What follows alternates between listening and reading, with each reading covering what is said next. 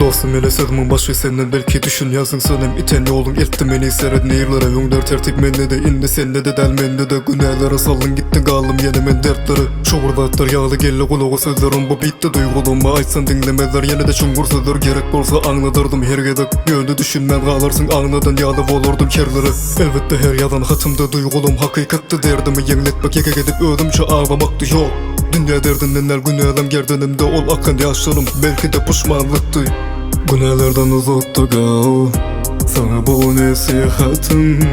yeke özüm yeke gezgin tanıdı sevdiğim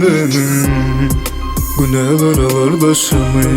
aylap başımı koyup giderler yeke başıma beni günahlar alır başımı aylap başımı koyup giderler yeke başıma beni Damağımda olanda her gedek duygulanup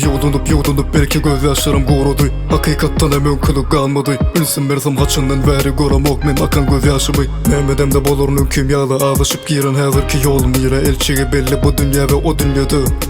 Allah'ım bağışlaysın ben bu sözden sözüm değildir Önüme gördüğüm bu gidiş kovu değil Yine vur gezek ütkep bilirsin bu gezek doğru yolu taparsın belki Senin doğrutaşta şeytanın dudaklarının ulaklardı bu men öz nesime ve dinleyeceğinin ke Günahlardan uzakta kal sana bu nasihatım